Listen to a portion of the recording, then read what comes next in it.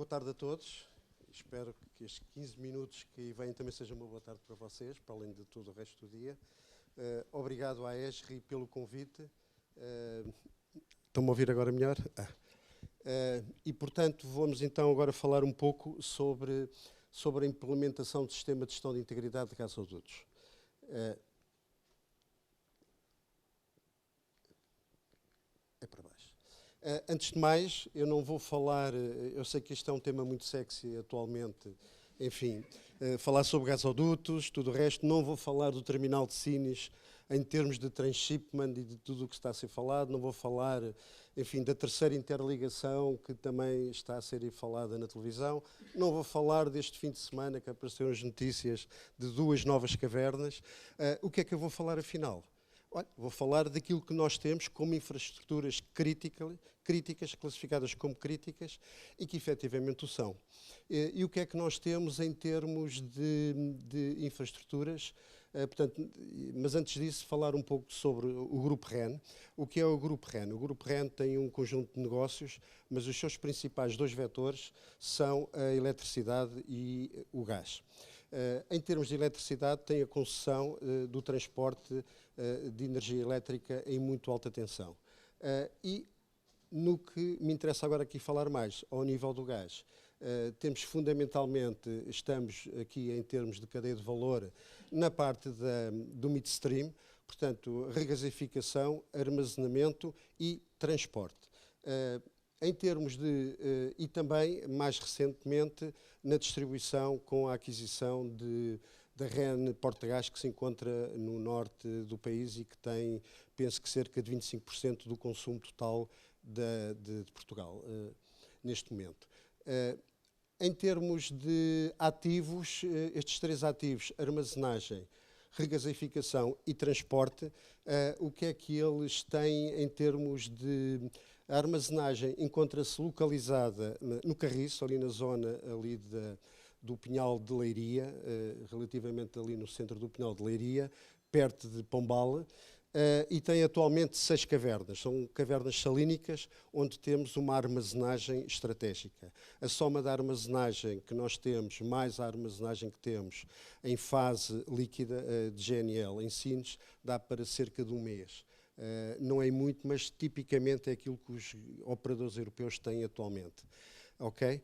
Pronto. Relativamente a isto, temos também, ao nível da regasificação, atualmente estamos a receber a esmagadora maioria do gás em fase líquida, portanto vaporizada, no terminal de Sines, portanto no sul aqui de Portugal, na zona ali da costa alentejana.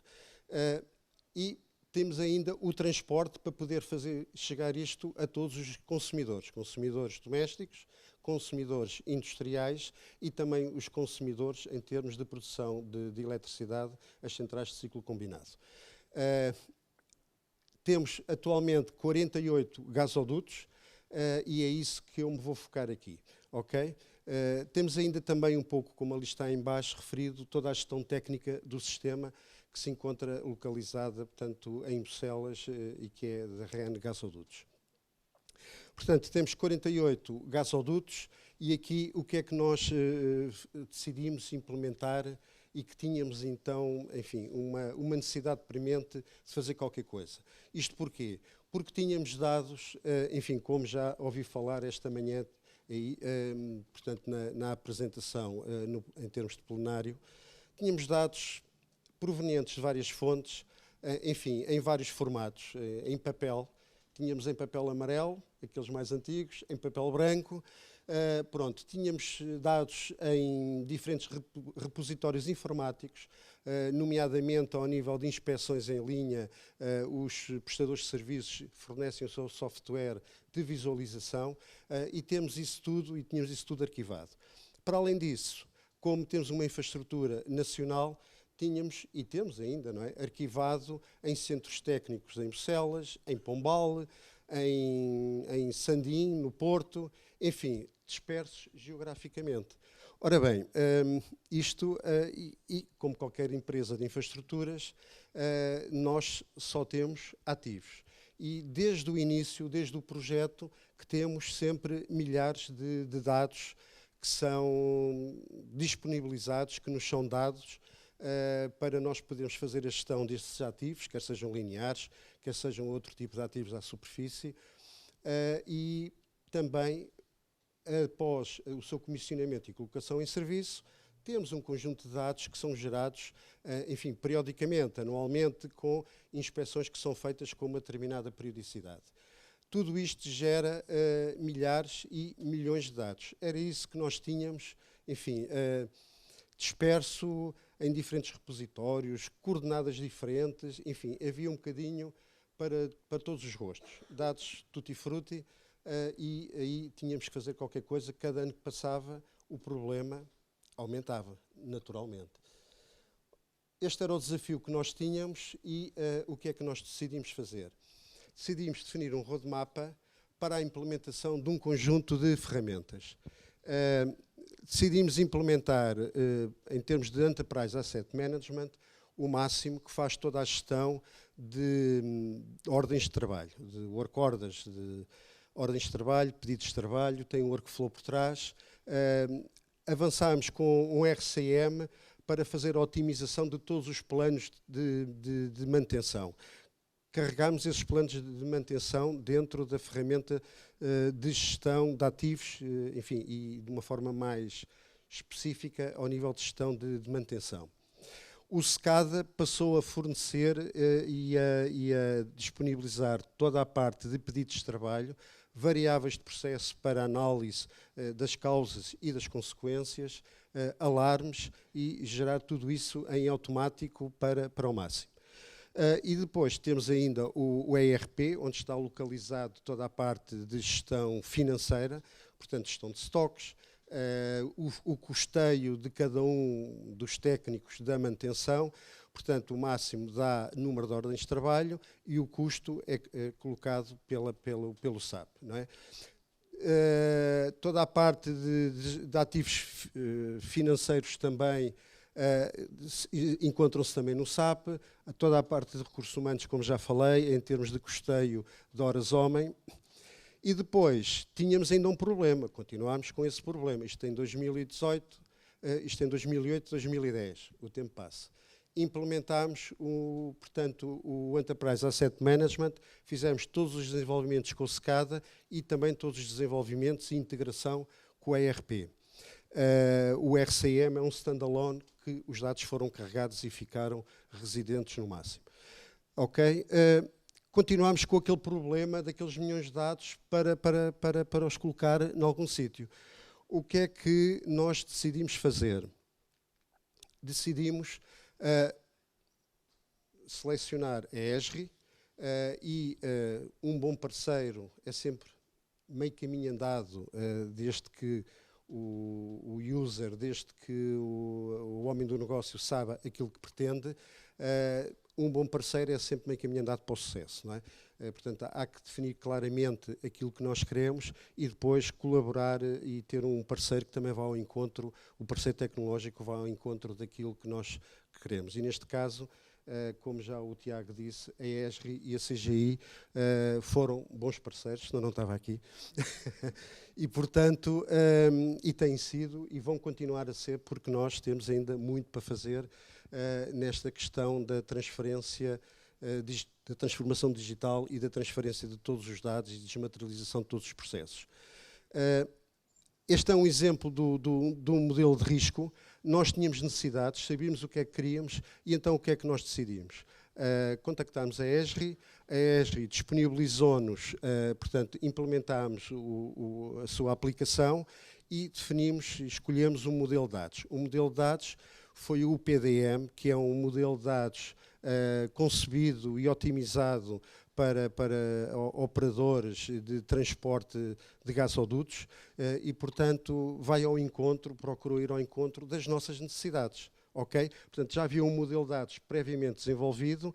Esse modelo de dados encontra-se certificado por uma organização PODS, o Pipeline Open Data Standard, que é uma organização de 180 empresas, fornecedores de serviço, operadores como a REN em todo o mundo e, portanto, dava-nos garantias em que era um modelo de dados aberto, permitia ser escalável, e já vamos falar que ao longo destes anos temos já criado novas tabelas, como consequência de identificação de requisitos funcionais que a REN, portanto, identificou ao longo destes anos. E, portanto, este modelo de dados deu-nos garantias de ser escalável, perfeitamente aberto e que nos permite ir ao encontro daquilo que nós pretendemos, que é implementar um sistema de gestão de integridade dos gasodutos. Para isso foi necessário, primeiro, implementar um modelo de dados da ESRI, ok? Isto é aqui um pequeno exemplo do modelo de risco que nós temos aqui no PIMS e que vai receber e enviar um conjunto de informação para o GIS, ok? Portanto, esta ferramenta analítica concebida só para pipelines, portanto, para ativos lineares, permite ter modelos de risco semi-quantitativos, modelos de risco quantitativos que identificam mortes, feridos, se houver um acidente, porque depende depois da localização do acidente e, portanto, de toda a envolvente de onde ele ocorra. Aqui está um exemplo das nossas necessidades, não é? Recobrimento, riscos geológicos, atravessamento, periodicidades de vigilância, as categorias de localização. Portanto, temos a faixa de servidão 20 metros para a esquerda e 20 metros para a direita da linha central do gasoduto, e depois para as classes de localização temos 400 metros, em que vamos buscar para a esquerda e também para a direita, em que vamos buscar edifícios públicos, vamos buscar as habitações, vamos buscar a população e vamos envolver aí a população, se é uma população tipicamente industrial, se for um acidente durante o dia numa zona industrial tem um impacto, se for um incidente ou um acidente durante a noite numa zona residencial tem um impacto, e se for durante o dia já tem outro. Portanto, tudo isto impacta com o nosso modelo de risco. Para isso, efetivamente, foi necessário ir buscar e carregar neste modelo de dados, porque o modelo de dados vinha limpinho, não é? Não tinha rigorosamente nada, só tinha as tais tabelas relacionais, etc., que os informáticos nos gostam de disponibilizar, mas tivemos que ir buscar. Tínhamos muitos dados, houve outros que tivemos que ir buscar. Isto é alguns exemplos de, portanto, informação que foi digitalizada e que depois foi convertida para o modelo de dados referido. Fomos ao censo buscar toda a população que se encontra na zona, na tal classe, na classe de localização, portanto 400 metros para um lado e para o outro. Fomos buscar toda essa população ao censo. Fomos também buscar um conjunto de informação que se encontrava também em tabelas, em papel, desenhos de alinhamento, que tem um conjunto de informação nestes desenhos que teve que também ser desmaterializado. E ainda também aquelas inspeções que são feitas periodicamente e que o James Bond gosta muito já fez 3 filmes em que eles partem da cortina de ferro dentro de um PIG, ou seja, um PIG é uma ferramenta de inspeção, é uma inspeção intrusiva que é dentro do gasoduto e que tem um conjunto de sensores, depende do seu diâmetro, mas chega a ter 190 sensores, tem 2 CPUs lá dentro e depois aquilo é tudo arrastado pelo gás e está a fazer a inspeção à espessura do tubo, que é em aço, X70, só por curiosidade, à espessura do tubo, se tem a molgadelas, se a molgadela é interior, se não é interior, o seu revestimento, o seu recobrimento também, como é que está, como é que não está, portanto faz essa análise toda e depois é feito esse tratamento de dados. Esses dados depois são carregados naquela ferramenta analítica e conseguimos obter também esses dados todos depois no SIG em termos de dashboards. Ok? Mais um conjunto de fontes de dados que fomos buscar, as zonas sísmicas do país, porque, enfim, interessa-nos um bocadinho tudo por onde passa o gasoduto, por isto depois é referenciado. Aqui um pequeno detalhe que é bastante grande, a REN é das poucas empresas a nível mundial que tem o gasoduto georreferenciado entre cada 10 a 12 metros. Isto porque cada vara de tubo tem entre 10 a 12 metros e depois tem uma soldadura. Nós temos todas as soldaduras georreferenciadas, ok? Para que é que isso serve? Para nos entretermos? Não.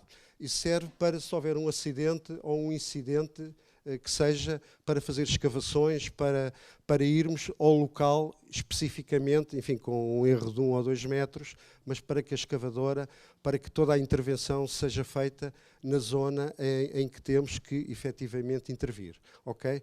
Porque os custos de mobilizar as equipas, os custos de intervir são significativamente elevados.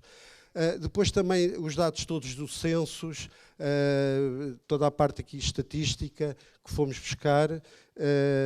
Aqui mais um exemplo das categorias de localização, depois estas classes, se temos edifícios públicos, se temos uma zona habitacional na proximidade, são classes de um risco mais elevado, o contrário também acontece, estamos no meio do Alentejo, sem população nenhuma, é uma classe de localização com risco mais baixo, mas portanto tudo isso é importante e tudo isso foi carregado e se encontra no nosso modelo de risco. Fomos também, com a colaboração do LUNEG, fazer um modelo, um cálculo probabilístico, utilizando metadados de todos os ventos, porque, enfim, se há uma explosão, se há um incêndio em que o gasoduto fica ali, há que ver se a predominância dos ventos é para a direita, se é para a esquerda, enfim, por causa dos impactos que poderá ter. E da proximidade de aeroportos, de escolas, etc.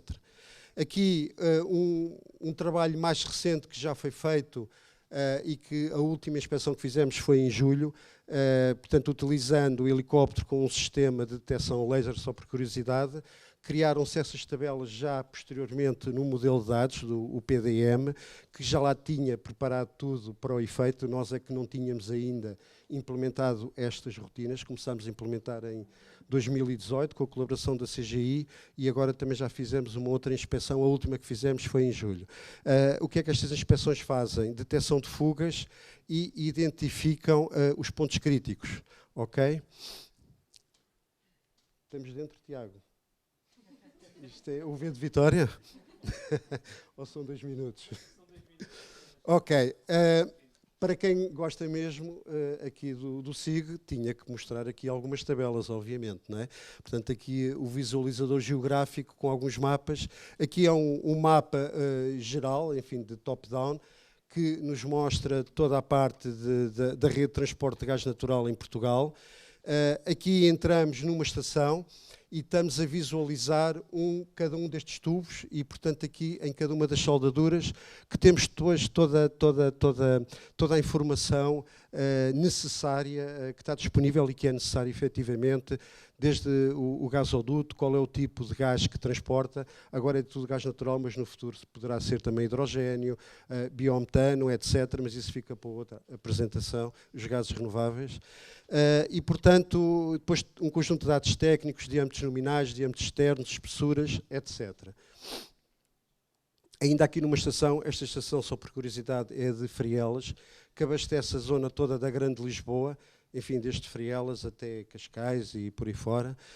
Portanto, abastece, enfim, muita gente, muita população, os hospitais, enfim, todo o tipo de indústrias também na zona da Grande Lisboa. E aqui pode-se ver um conjunto de camadas, as várias layers que aqui temos, não é? Desde os edifícios até depois toda a parte dos equipamentos, soldaduras, postos de marcação, equipamentos mecânicos, equipamentos de instrumentação, torre de telecomunicações, tudo isto que depois, ao selecionarmos, obviamente, podemos visualizar toda a parte dos seus atributos que são extremamente importantes para a análise de gestão de ativos, para gestão de manutenção, etc. Por último, partilhar convosco um conjunto aqui de dashboards, escolhi 3 dashboards, dois dashboards e em concreto um web map.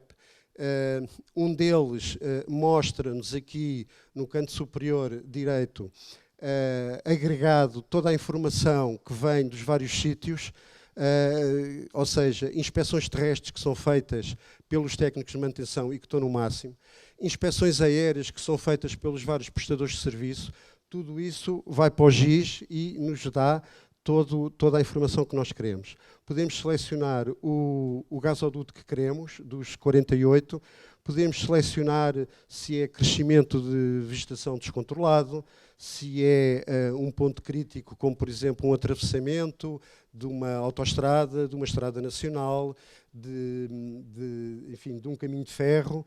Tudo isso está aqui. Depois, onde são identificados pontos, há ordens de trabalho que são emitidas em automático e o seu resultado também vem aqui para o dashboard.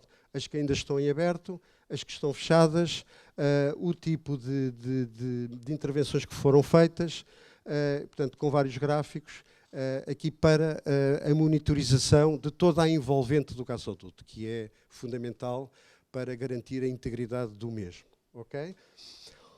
Um segundo dashboard aqui tem que ver com a análise de risco, aquele modelo que eu vos mostrei, que está na ferramenta analítica, que vai buscar os dados ao GIS, depois volta outra vez para o GIS, os dados devem andar sempre para lá e para cá, andam cansados, mas eles têm que trabalhar, não somos só nós. E, portanto, aqui conseguimos obter um dashboard que podemos, com a seleção de várias camadas, ir buscar a criticidade dos gasodutos, os gasodutos de alto risco, um gasoduto de risco médio ou de baixo risco. O risco aqui não é se ele está a cair aos bocados, ok? O risco aqui é de toda a sua envolvente. Por exemplo, sem Sines temos 7 linhas de comboio que passam por cima do gasoduto. Estou-me a referir à Petrogal. Se temos oleodutos que passam no right of way, na faixa de servidão do gasoduto, como a CLC. Se temos um conjunto de fatores, isso aumenta o risco, ok? O que é que nos compete como gestores de ativos? É mitigar esse risco, ou seja, criar programas, reduzir periodicidades, o que seja, de modo a monitorizarmos de uma forma mais apertada os gasodutos que têm um risco mais elevado, ok? Pronto, de resto estão todos em boas condições físicas, não sei se mentais, mas físicas estão. Ok? Portanto, isto depois dá-nos por 3 cores e aqui depois sobrepomos e conseguimos visualizar as linhas de caminhos de ferro, os oleodutos, as autoestradas, estradas nacionais, etc. Por último aqui, para partilhar convosco, aqui na zona do estuário do Tejo, aqui na nossa proximidade, temos aqui, portanto, todo o estuário do Tejo, com as várias ilhas, e aqui por onde passa o gasoduto e a classificação da localização do gasoduto. Neste caso está amarelo, portanto temos 3 cores, verde, amarelo, um verde mais escuro e o vermelho, ok? Portanto significa que são classe 1, 2, 3 ou 4, portanto se é de um risco mais elevado, médio ou mais baixo. Aqui já entra em conta outra coisa. Aqui o que é que entra em conta? De acordo com a legislação, os edifícios, a população que se encontra naquela zona dos tais 400 metros para um lado e para o outro do centro do gasoduto, e toda a infraestrutura que também se encontra nesses 400 metros, ok? Pronto. Um exemplo a partilhar convosco e depois toda a parte de atributos, etc., que a gente, enfim, consegue monitorizar e visualizar em tempo real. Aqui, como eu falei muito rápido, porque o Tiago estava sempre a olhar para mim, tenho aqui sistematizado os vários benefícios, enfim, que identifiquei, que me lembrei, entre outros, mas penso que estes são os principais.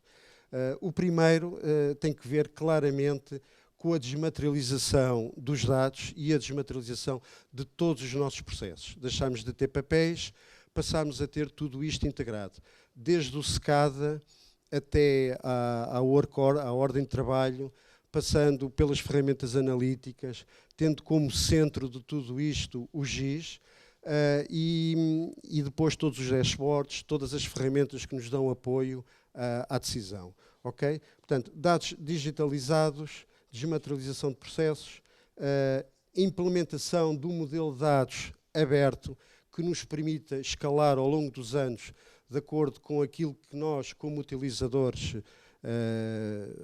funcionais, queremos, portanto, não como IT, mas como utilizadores funcionais, queremos para gerir os ativos em todo o seu ciclo de vida. Portanto, uma estruturação, um modelo de dados perfeitamente aberto e escalável em termos de futuro.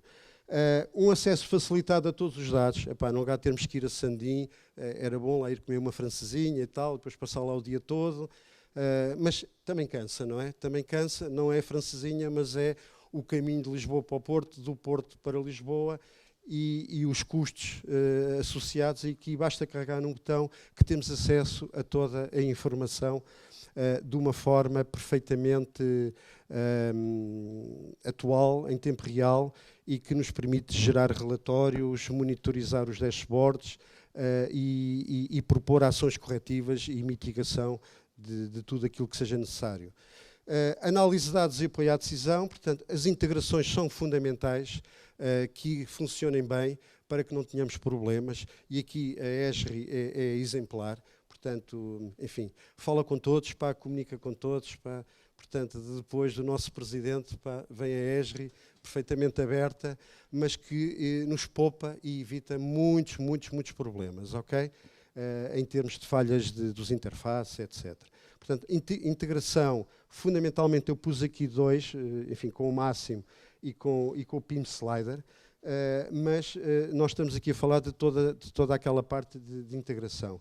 E depois um conjunto de mapas e dashboards que nos permitem agregar a informação, selecionar informação de vários repositórios e ir buscá-la toda e poder aqui tomar uma decisão e ter uma fotografia completa daquilo que nós pretendemos, ok? Eu sei que fui muito rápido em falar dos últimos 12 anos de trabalho, mas quero-vos agradecer a vossa paciência e coloco-me à disposição para algumas perguntas, desde que não seja aquilo que se fala no telejornal. Obrigado.